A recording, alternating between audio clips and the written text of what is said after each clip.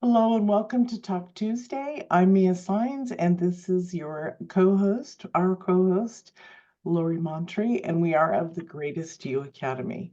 Today we're addressing the issue of not feeling worthy enough deep inside of us. It's really a topic that so many face, and so we're glad you're here. Oh, so Lori, this is such a hard thing. We wrote about Carol in the email and Yeah. how um when she first came forward, how she couldn't even trust me as coaching her, right? Yeah. And because she couldn't trust herself. Right. And that's one of the things certainly that comes along with, not feeling worthy. Why would I believe that you're here, you have my best interests in mind, that you care about me and, all these things if I don't feel worthy myself, and as you started this and you said, that this is a feeling or an experience that so many have. I remember early on, maybe 20 years ago, reading in a Louise Hay book that, this one thing is really, in her opinion, the absolute cause of everything else, right? Not feeling worthy, not feeling, knowing that you are loved. And as you always say, that you're magnificent, loved, and a miracle. Yeah. It's really, when we think back to our earlier years and we think about how we were we scared? Um, did we feel that our parents loved us? Were we afraid they weren't? Were we also feeling traumatized or having trauma at that time?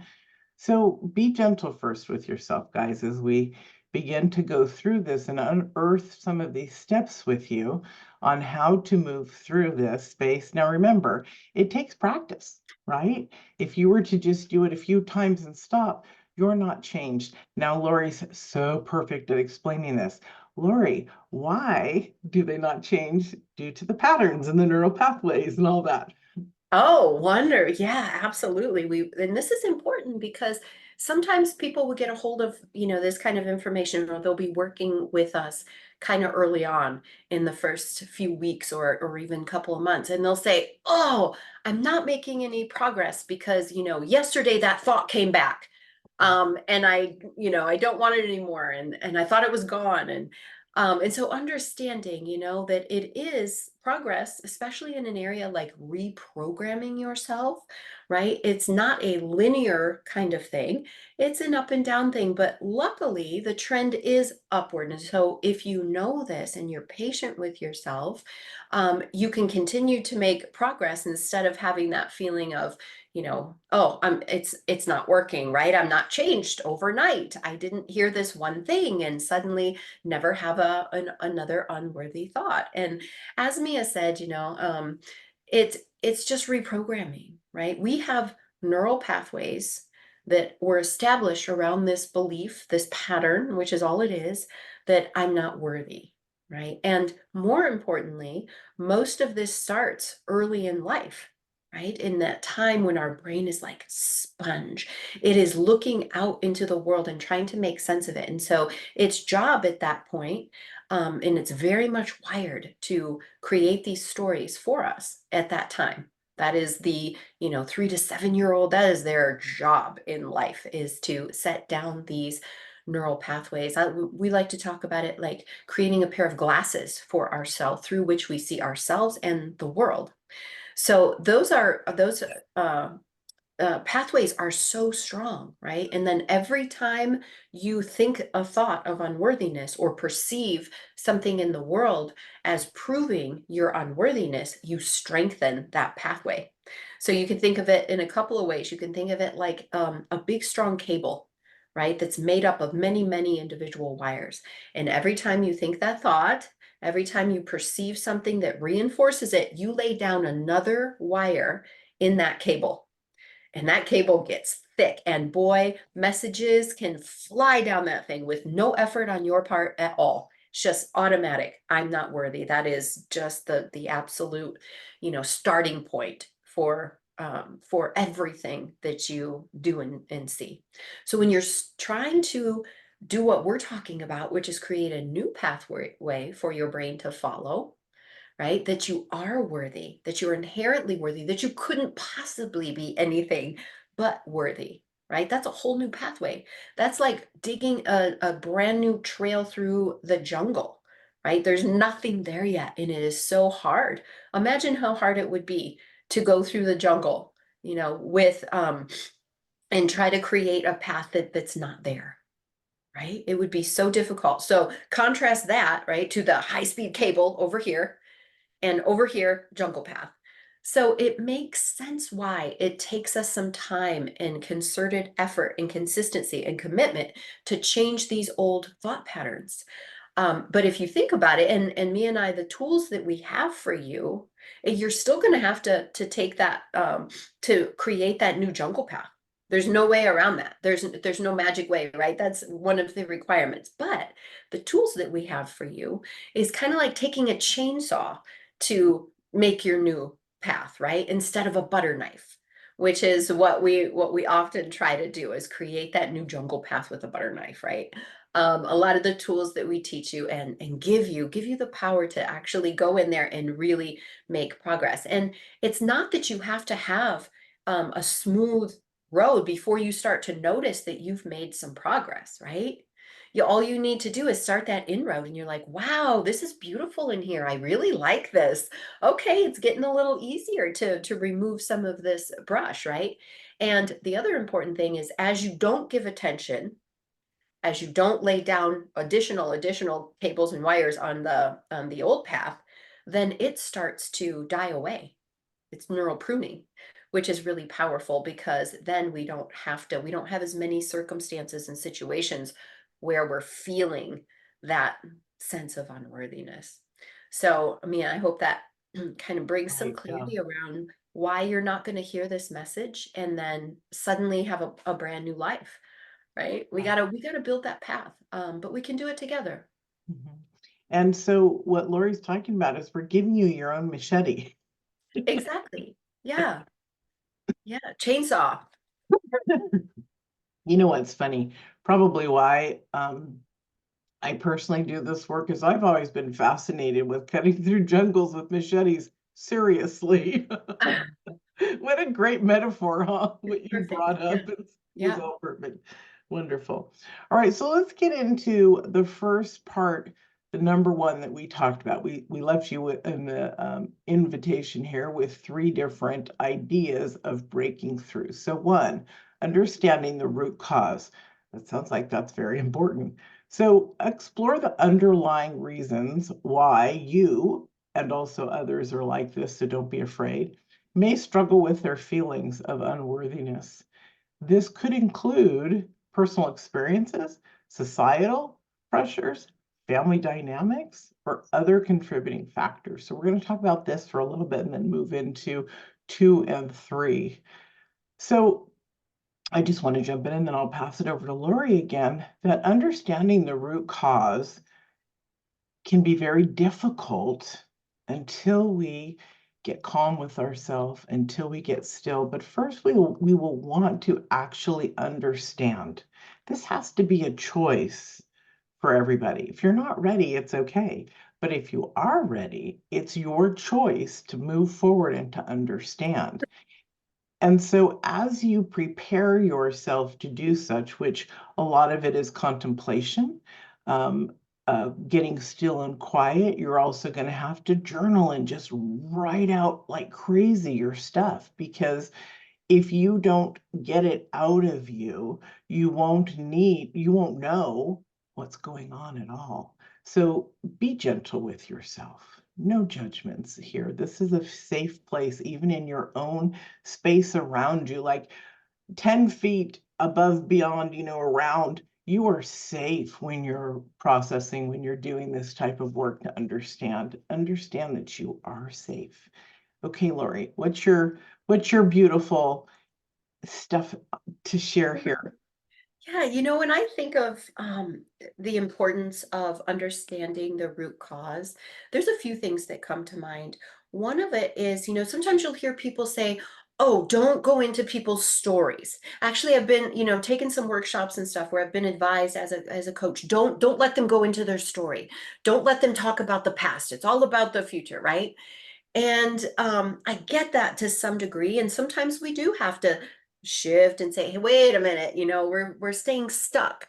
But there is also a lot of value, and I wouldn't even say there's value. There is a necessity to really understand where these things come from. And the reason why is if you have a part of you, right, that is so convinced that you are unworthy because of certain situations, you are not just going to tell that part, oh, but you are, right? Because the part is holding on to these experiences, whatever they were, whether it was something overt or something not, just kind of really that trickled into your day-to-day life.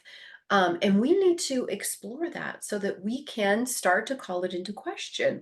The example I always give, because it is so perfect, is one of many, many things that I used to convince myself that I was unworthy was, you guys are going to remember this, a lot of you, is that boy on the bus in elementary school who would always make fun of me when I got on the bus. Oh, you look like a pig with a fountain on your head the day I tried a new hairstyle. Or another one he would say is, do you paint your clothes on? Um, and he was just cruel to me. And he was one of the things. So when I went and started to, look at what are the root causes, and there was a list a mile long, but on there, was this boy, Randy Miller. And I think, wow, I am letting Randy Miller decide today, right, if I am worthy or not. And so it's so important when you get a hold of that and you're like, do I want Randy Miller deciding if I'm worthy or not? That's ridiculous. But if I just try to, push that down and just say, no, I'm worthy, no, I'm really worthy, yeah, without, looking at it and being able to do whatever work might be needed. Sometimes that's an easy example. Sometimes it comes from, our parents or other loved ones or caregivers, and it's a little bit harder. But still important, because how are you going to call it into question, this belief that you're not worthy, unless you can look to what caused it in the first place and say, wait a minute, that's not right. That's not what I'm going to base my belief of who I am on any longer, right? And it's so important, and I'm going to kind of mention it again, that when we're young like that, driven into our DNA, and still when we're grown up. I mean, I don't mean to say that it can only happen, right? It's just more pronounced when we're in those formative years. But driven into our DNA deeply is our need to fit in. And this goes back, as we've said a million times, to our tribal, the way we lived in tribes. Being kicked out of the tribe meant pretty sure we were going to die, Mhm. because we just, broke an ankle, couldn't get food, whatever it meant. And so we are so deeply programmed to want to please and to want to fit in. And so everything is taken through that lens. Like, this is so important that this person never get mad at me. And it means, it's a big deal if they do, or whatever. And I love the research, like with little babies, how they understand, when we're changing their diaper, in the faces that we make, like, oh my God, this is terrible. It really can impact their psychology, that we're making faces, about them in a time that we're interacting with them. And, we start to learn different things about us, like, oh, when I'm smelly, you know, um, I'm not lovable, or, whatever it is. I mean, it cuts to that. So how basic it is, that drive in us to be loved, to be worthy, to be validated and valued by other people. Yeah. And also I'll just say that in order for us to know what to heal, what are we going to heal? What needs to be tended to? We have to look at the story and understand, well, where did this come from? So it is an important first step. Yeah. I really love that you brought that up about babies, Yeah. because it's so what we found in the last, what, I don't know, maybe even more than 35 years, but in the last, say, 35 years, that we must connect with the baby. We must look in their eyes and bond with them when they're drinking their milk and everything, because these are our amazing little people, right? So if you are a parent listening, remember, bond with your child as best you can. And it's a beautiful experience. That just came to me because we don't normally bring infants into this conversation, and it's profound to do that. When we understand that our children need it, then we, again, like in the first part of it, what are the root causes? Then we understand that, wow, maybe I didn't bond enough with my mom, or things like that. Yeah, Yeah, because they didn't know how, or because they didn't have skills. exactly. Or when some of us were young, there was a lot of advice being given by pediatricians, let your baby cry at night, don't coddle them, they're not going to learn to be independent, this kind of thing. And now we realize that we probably stressed a lot of little nervous systems by giving that kind of advice. So it's just good to kind of, be aware. Maybe those needs for connection weren't quite met. Doesn't mean anything. Nobody's we don't have to blame or anything else. It's okay for us to recognize that we might have needed more Mhm. in order to In feel. which we can give more to ourselves now in Yes. proper ways. Yeah, Yeah. in those nurturing ways. Yeah, Isn't that beautiful. incredible? We can reparent ourselves. When Yes. I first heard that, I thought, And what we have. talking about? Is this like some kind of silly, imaginary kind? No, it's such a powerful Yeah. tool that, yeah. And also the concept that you will become your own best friend. I used to think, what Yeah. the heck? You guys are crazy. Yeah. And it's It's like when it begins to develop into that, and you can actually hear beautiful things being produced from you towards you, you're yeah. just, oh, I get it. Oh, it's really Yeah. beautiful. But Or thank you for that. for me, that realization, like, oh, I can't wait for some time to myself so that I can just be with me as a what? That's interesting. Yeah. Yeah. Yeah. And that's really cool that you mentioned that, because that's one of the most, somebody wrote on Facebook today, uh, how do you nurture yourself, or nourish, not nurture, but nourish yourself? And I said, I just go into my sacred place. It could be a retreat room, a house, in the house, and turn on the music or meditate or just get inward and then dance or meditate or eat or whatever I want. Whatever your soul's All calling about, for. right, Exactly. what you've reparented yourself with or nurtured yourself with becomes such a beautiful experience. Yeah, Yeah. Yeah. So recognizing what you needed, right? In this step one of understanding the root causes. yeah, beautiful. Okay, so now we're going to talk number two, self-compassion and self-acceptance. Okay, so it's important to have self-compassion and self-acceptance. A lot of people haven't quite understood that. It is a foundational element for building a strong platform for yourself. And I mean personal, right? It's like your safety net, because this is where another aspect of where your worthiness comes in. There are strategies that we're going to talk about for cultivating the self-compassion and embracing your value. So I want to say, for me, um, and it's a book that I'm going to share, and the self-acceptance was the biggest tool for self-love that I brought into it. And also, it's part of self-responsibility too, which is, if I'm responsible for myself, what does that look like? And as you grow through that, you really expand exponentially. So the book is called The Four Agreements by Don Miguel Ruiz. And it's a very beautiful space. If you could practice just those four agreements with yourself, which encompass this, it's a profound space to grow into. If you could just get to self-compassion, acceptance, um, responsibility, and I can't remember what the other one is. Excuse Truth. me, sorry. Speak the truth. It's worded in a different way. Yeah. Yeah. So be gentle with yourself. I'm more on the self-love side of things, and a lot of us are. And so, what does self-compassion mean? It means gentleness, it means kindness, it means looking out for yourself. Mm. And then what about self-acceptance? It means those things that you once were ashamed of, How can you break through to the other side, right? That's where you break through the unworthy into the worthy, into the value. It's already yours. It's just it's just a space within you that you've created, right? So when we clean out a closet, we rearrange everything and it's how we want it. It's not as simple to rearrange this. It does take some more effort than cleaning out your closet. So Mhm.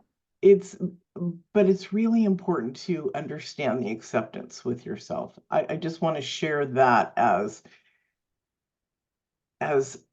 this beautiful pathway into understanding your worthiness. I've never, I shouldn't say I've never, because I have felt unworthy. And what I do as an adult, when that used to come up, was stop, ground myself, breathe, and then look at why this was coming up for me. Maybe would have to journal about it. Maybe I'd have to just be quiet and contemplate in silence, sort of like a meditation. Um, but the answers come from you and through you as you begin to open up, as you begin to practice this stuff.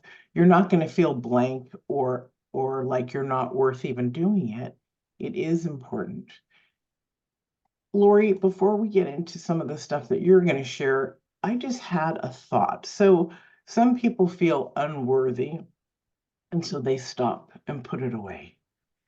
You know, what they're working on. Oh, this isn't for me because I'm not worth it. So, what would you say to someone in that experience? I know that I'll share first and then I'll let you, because we talked about Carol. This is what the things that we went through with Carol. So, she had such bad body image and she has so much shame that we had to meet with her 3 times before, she came on to work with us because she didn't trust herself. After week 2, she finally said, I trust you. And I was like, I didn't realize you weren't going to trust me. That was the thing. But someone's shame can be so strong that they feel they have to carry it like, I don't know, suitcases dragging behind them.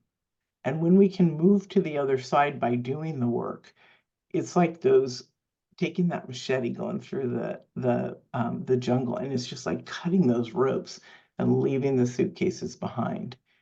You're Yeah. not going to see yourself as unworthy, but it does take all these processes. It's not just like I'm walking through the door and then on the other side I'm healed, right? It takes Right.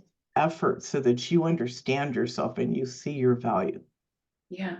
But this effort is the developing, right, of the relationship with yourself. If you just walked on the other side, you might be, somewhere else, but you wouldn't have developed that relationship. Exactly. It doesn't work that way, right? It's Yeah, it's not who that you become in magical. the process more than, where you end up.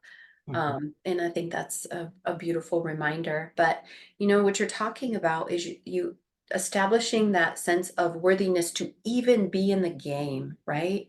And we see this come up, and sometimes people don't recognize that the failure to make time and space for themselves to do this work is in fact them not feeling worthy of it, right? How many times have we, the center of our focus was someone in the beginning, just convincing them that they have to create a space and time for themselves to do this work and protect it, right? It's always or not always, but very often it's like, well, I couldn't because of all these other things that everyone else needed, and to make everyone else happy, and then I ran out of time and there was nothing, nothing left for me. And so one of the big steps in the beginning is just recognizing I'm worthy of my own time. I'm worthy of, 10 minutes that I set aside as sacred for me, and, working from there. So you're absolutely right. We have to, have a certain level of worthiness in order to be hearing these conversations, and then being willing to put in the work and the effort that it takes to meet ourselves, and to give ourselves that grace. Yeah. Yeah. With respect to compassion and acceptance, you mentioned the word responsibility, and I couldn't agree with you more. with respect to how do we bring that in. And the way I see it is, when we start to take responsibility for our own worth, we stop looking to the people outside of us to ask them, am I worthy? I'm worthy if you are happy with me. I'm worthy if you tell me something good about me. I'm worthy if you smile at me. I'm worthy if you do these things that let me know I'm worthy. And responsibility means I'm going to take that back and I'm going to be in charge of whether I'm worthy or not, which means you can be having a bad day. You can be not liking something I said or did, but I still get to be the judge of whether or not I'm worthy, right? I have a beautiful, we're working with somebody right now who is really in a lot of turmoil with a teenage daughter.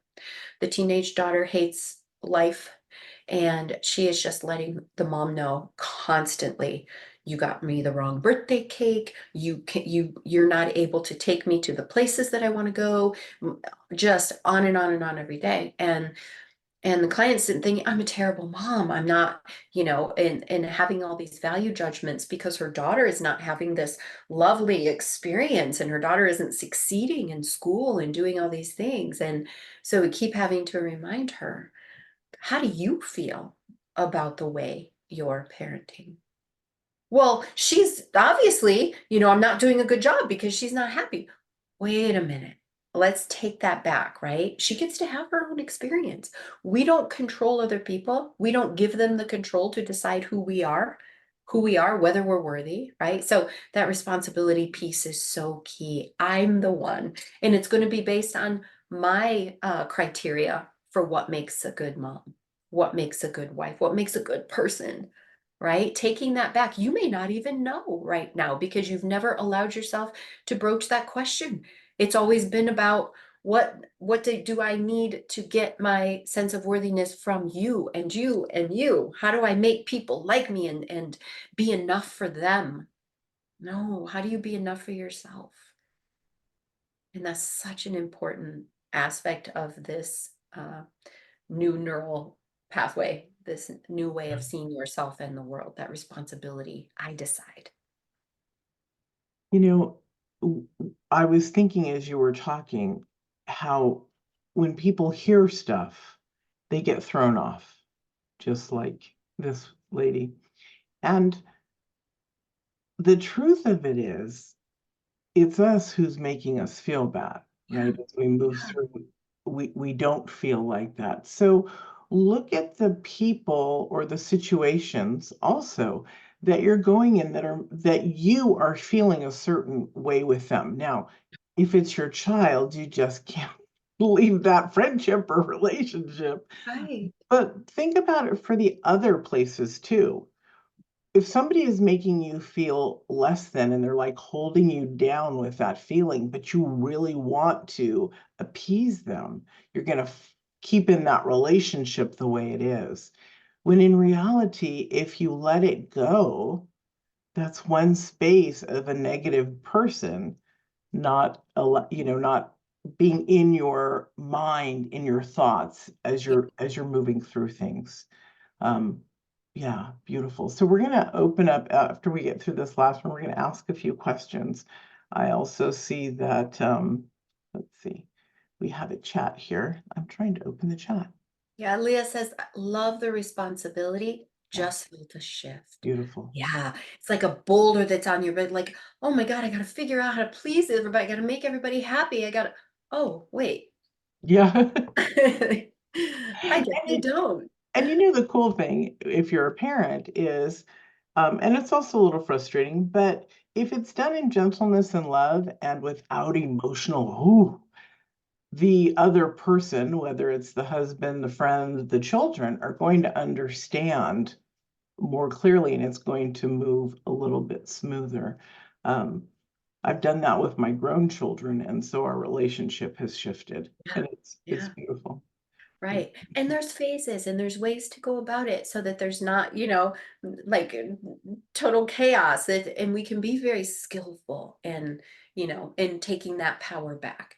Yeah. Um, yeah, especially when you have support and guidance around it, right? It's so much easier. Yeah. Yeah. Beautiful. And so number three, overcoming negative self-talk. So this impact of negative talk is really detrimental to your psyche, your body, mind, and spirit. It really is. And so you're just reinforcing all the unworthiness. So let's talk about practical techniques, reframing, and thoughts on how to move through this. But I also want to remind you or let you know for the first time that within the first 2 hours of waking, you're going to be telling yourself off approximately 17 times. I'm too fat, I'm too thin, I'm too old, I'm too whatever, whatever, whatever. And so these are the languages, the narrative, the verbiage, whatever, that you need to change, that we all have to change in order to start this beautiful journey. So you say, gosh, how do I change that? Right?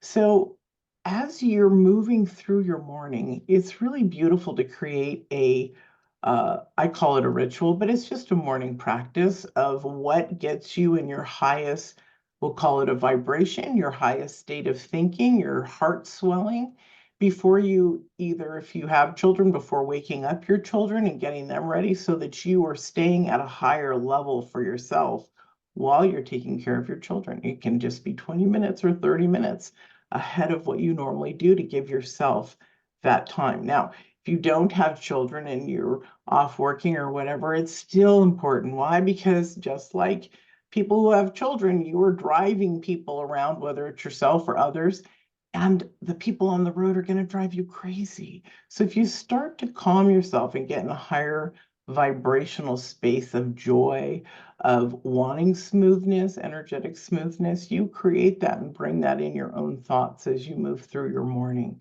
And your day, I promise, will be completely different. This is an aspect of time, space, and energy that we teach in the academy, which is in those of you who remember this and have this, it's the restful intentions. Teaches us how to sleep at night, how to energetically prepare ourselves for the day. Mhm. It's a really beautiful place to stop this negative talk because you are not going to progress and you're so much more valuable than you even realize. So being aware of stopping after 30 minutes. Okay, have I been mean to myself? Because see, in 2 hours, a lot can go on. Mm. So either 30 minutes, and if you forget after those 2 hours, after the kids are in school, how did I treat myself today? And so the more you make yourself aware of language, of words that you might say, and if you also know you don't want to express them, this is part of the new pattern or neural pathways that are being built, those cables that Lori was talking about. And so you don't do that kind of talk when you are aware of it. Yeah, absolutely. And this is, I'm glad we're really pointing out that it's a process, right? It can take a little time, but just think about that. You don't want to add more wires to that big set cables because it just keeps getting easier and easier. Or I've often heard it say, what wolf are you feeding? Mm. Because whatever it's going to grow, right? And so where our attention is, that's where our actions are going to follow. So our thoughts are just hugely important. And I have a lot of people we do that say, gosh, until I started paying attention, I had no idea I was so cruel to myself because we're just normalized to it. It's just part of the chatter. Joe Dispenza's research shows that by the time we're 35, 95% of the thoughts that we have from day to day are just our habitual recycled thoughts. Mm. So we've got a lot of thoughts that probably just feel really normal that we might not be aware of. So I love that we're, suggesting for a period of time, right? Maybe for 3 days or for a week, you say to yourself, you know what? I'm going to do this exercise. I'm going to pause every 30 minutes and just write down a couple of the thoughts that maybe I'm having for about myself.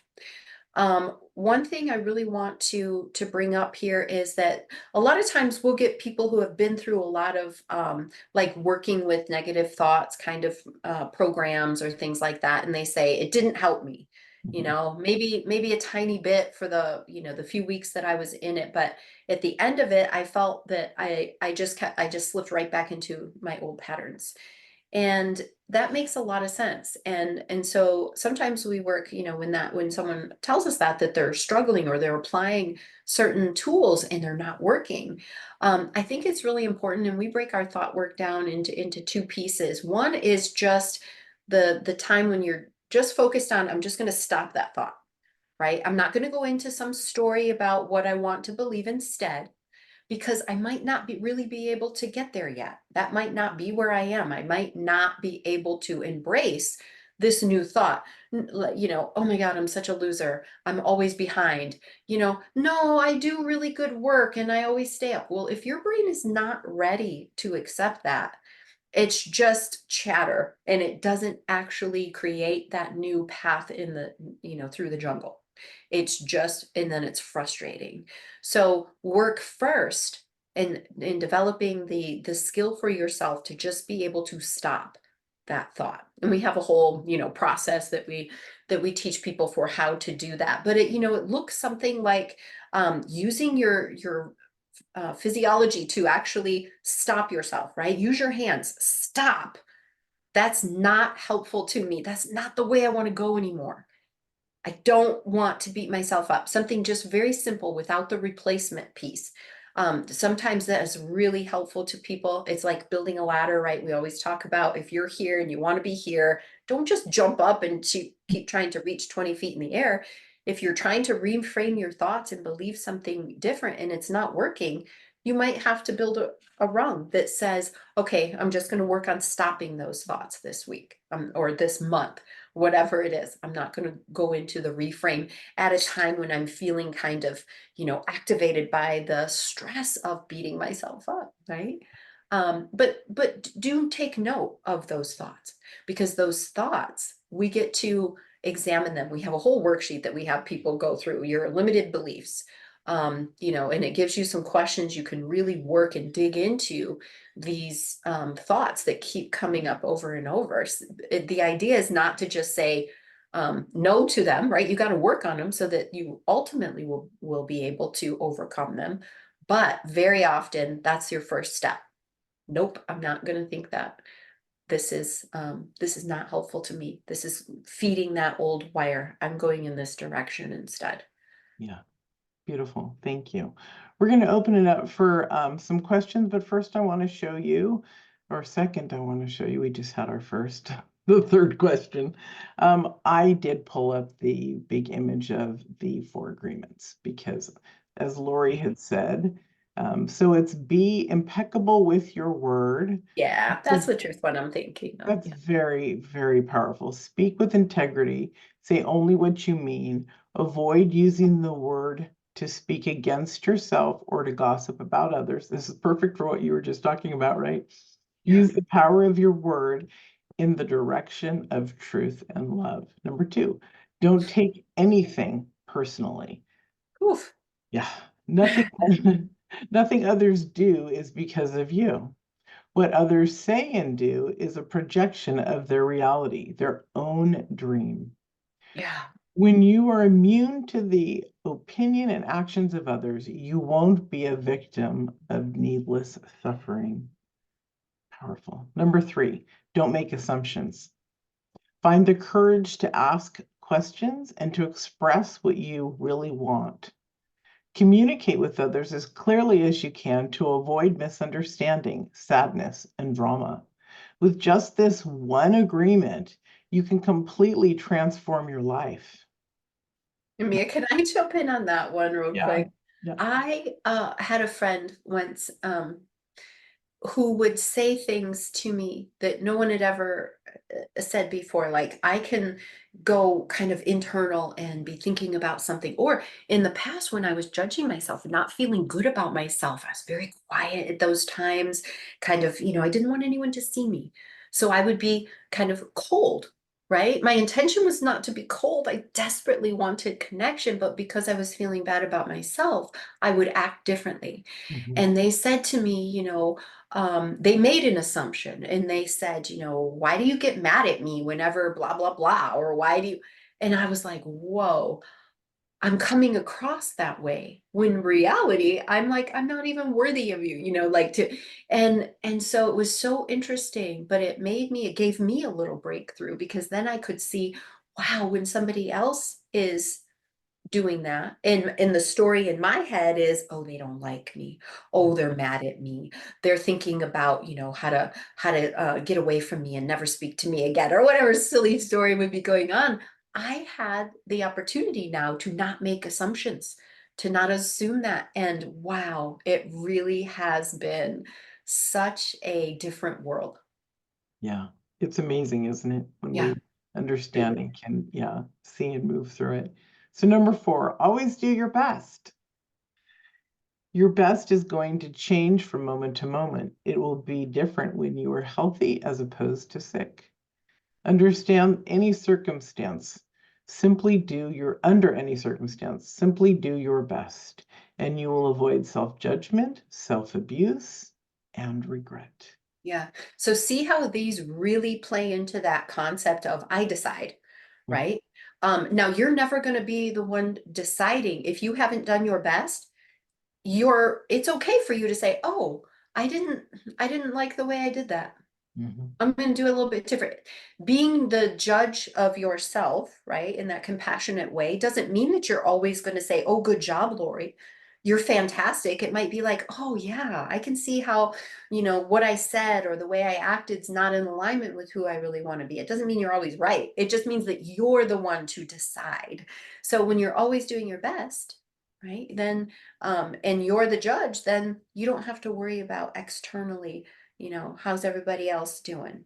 Um, that doesn't mean we're not loving, doesn't mean we don't care about, what they need, and still try to do things, because that's authentic to us. That's in alignment. We like that. We love to take care of people, and to do loving things. So we don't have to be afraid that that will turn us into egotistical, monsters who only think about ourselves. That's And silly. what Lori was talking about is we call it processing, because those of us go through it and we're literally processing until we find the answer, until we all of a sudden go, oh, that was me. Yeah.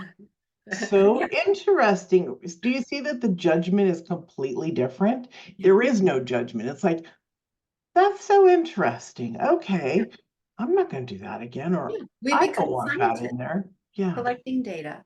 yeah, exactly. Yeah. So are there any questions? And if there's not, it's okay. Yeah.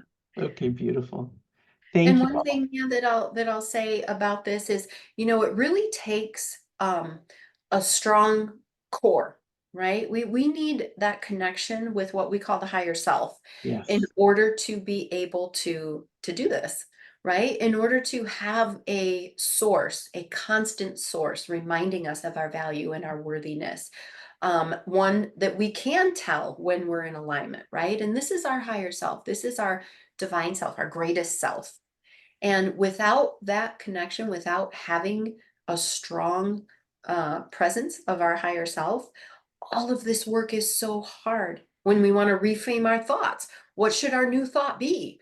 Oh my gosh, if we want our higher self telling us what our new thought should be, not our hurt self or our wounded self, so the higher self is really at the core of pretty much every tool, everything that we're teaching. It's a foundational piece along with the nervous system. And so we have been getting a lot of and working with a lot of people who are struggling a bit with that piece, really getting connected with their higher self. So me and I have put together a special day, retreat, a morning half day retreat where we're going to explore and give you really practical tools, take you through some beautiful exercises, processes in order to really connect in and be in the presence of your higher self, so that that's something that you can cultivate more and more going forward. So that retreat is going to be on February 24th. So we've got just about 4 weeks. We'll probably have to, the spots will be somewhat limited, just because we want to be able to work with individual people. So, if you're interested, we're going to put the link in the replay of this, and Hold on, I'm Yes. gonna cancel this little, there. So this is the site when you go to it. The replay, as Lori's saying, will be in the email. And it's also from the, and I have it right here up for you to see too, thegreatestyouacademy.com/higher self. Yeah. Beautiful. So we'd love to see you there. It's a beautiful opportunity to really zero in on that one aspect that's just so foundational to everything else. We want this beautiful higher self, our goddess selves, leading the way and helping us develop all of these tools. So I'm looking forward to that very much. And also know that this is, and I'm glad you brought this up, honey, that this is a very powerful space into the growth of who you are. Because once you understand your higher self, there's no going back, right? It's that honey on the self-love that's like, you can't tell me I'm something else because I know Yeah, who I am. yeah, And because my so higher self is informing. yeah. Yeah. And so we did keep this very financially low so that the people that follow our work can have the opportunity, and the spaces are limited to, is it 20 or 30? I can't remember. I think 30 is what we ultimately decided Yeah. on. And so I it's mean, honestly, Mia, for it's $79. So and these honestly, are like $400 or $500 retreats that we yeah, normally give. So yeah, there's a lot of processing going through, a lot of we call them tools that you can take home kind of thing. And it's yep, an very online practical. And beautiful. just being in the space with all of the higher selves together, that is a place of power. I mean, in and of itself, worth, and I would say, at 79, we thought, we're always picking dates. Sometimes people can't come. For 79, it's just worth the replay, Right, 100%. exactly, it is. Anybody that's ever been to any of our retreats know that both individually, like, and together in Yeah, our greatest use. So it's beautiful. yeah. Okay, thank you all for joining us, and we'll see you next See you week. soon. Okay, Let bye. us know if you have any questions that come up because we'd love to fill this out more for you as you're working on it.